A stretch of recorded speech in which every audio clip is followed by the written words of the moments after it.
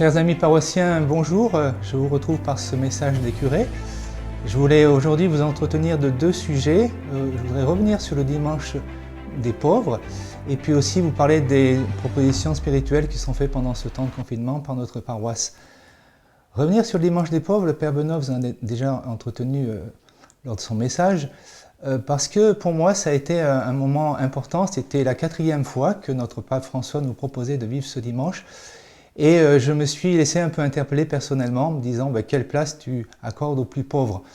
Voilà, dans un monde où pour les prêtres nous sommes très sollicités par, donc vous les paroissiens évidemment, mais par nos activités habituelles, par notre devoir d'État si je puis dire. Et voilà, j'ai trouvé intéressant de me laisser interpeller par cette question. Quelle place accordes-tu aux plus pauvres? Et je pense que cette question que je me pose, vous la posez vous aussi. Alors, c'est une question qui va nous être rappelée dimanche prochain à l'occasion de la fête du Christ roi où nous entendrons l'évangile selon saint Matthieu, le jugement dernier, où Jésus nous dit « Ce que vous avez fait à l'un de ces plus petits qui sont mes frères, c'est à moi que vous l'avez fait ». Voilà, Jésus vient nous rappeler que l'amour des plus pauvres, finalement, on voit ça vraiment dans la Bible, c'est une constante. L'amour des plus pauvres, c'est ce qui est le cœur de métier, on pourrait dire, de notre Dieu. Notre Dieu est un Dieu pauvre, qui se fait proche des plus pauvres. Et nous-mêmes, nous sommes invités à rentrer dans cette dynamique. Ce n'est pas une option particulière que nous avons, en disant, voilà, c'est la cerise sur le gâteau, nous aimons ceux avec qui nous vivons, ceux que nous aimons, et ceux qui nous sont proches, et puis pour le reste, c'est un plus. Ce n'est pas la cerise sur le gâteau, mais c'est vraiment, on pourrait dire, l'ADN de notre vie chrétienne. L'amour des plus fragiles, des plus précaires et des plus pauvres. Et nous avons l'occasion de le faire, nous aurons l'occasion de le faire de manière peut-être plus marquée à cause de la pandémie précisément, qui a créé, on le sait bien, beaucoup de précarité, beaucoup de pauvreté. Alors laissons-nous interpeller par ce dimanche des pauvres, que ce ne soit pas simplement un dimanche que nous avons célébré une fois pour toutes en disant ça y est, on a fait ce qu'on devait faire, on a célébré ce dimanche, et puis cette question elle est un petit peu en marge. Voilà. Non, c'est vraiment le cœur de notre vie chrétienne. Nous serons jugés sur l'amour, nous dit saint Jean de la Croix. Il aurait pu ajouter, nous serons jugés sur l'amour des plus pauvres. Voilà, c'est l'invitation que je me lance, que je vous lance, non pas pour nous culpabiliser, mais pour nous faire grandir dans cet amour des privilégiés de notre Dieu.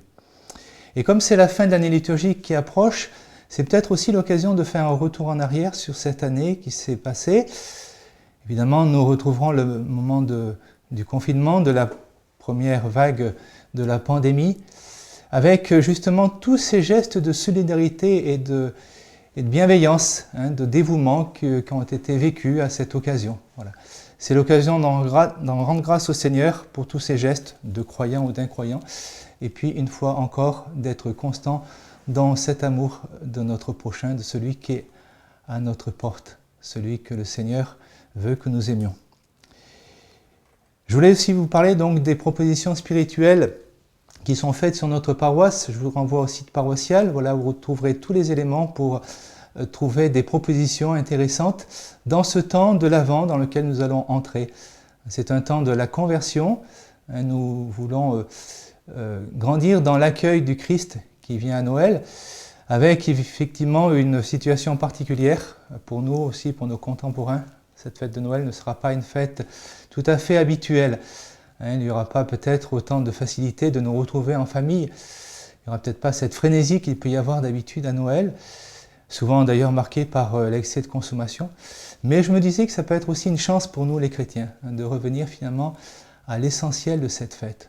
Ce n'est pas d'abord la consommation ou les grands repas de famille, bien sûr c'est très important, mais l'essentiel pour nous, les chrétiens, c'est que Dieu soit venu vivre dans notre monde. Dieu s'est fait proche de nous et justement il est venu dans le cœur des plus pauvres. Et si notre cœur est justement débarrassé de tout ce qui est un peu accessoire à la fête de Noël, ce qui n'est pas vraiment l'essentiel, eh bien nous permettrons à notre Dieu de venir dans notre cœur. Voilà. Et finalement ça peut être aussi une épreuve bienfaisante que de nous laisser, on pourrait dire, bousculer, de nous laisser déplacer à l'occasion de cette fête de Noël pour vraiment la vivre plus en profondeur et en vérité. Voilà, je ne détaille pas les propositions spirituelles qui sont faites, vous irez voir, il y a beaucoup de propositions. Partage d'évangile en particulier, mais il y a bien d'autres choses qui est proposé sur notre paroisse. Voilà, je vous souhaite un très bon Avent, une bonne continuation et vous dis à bientôt.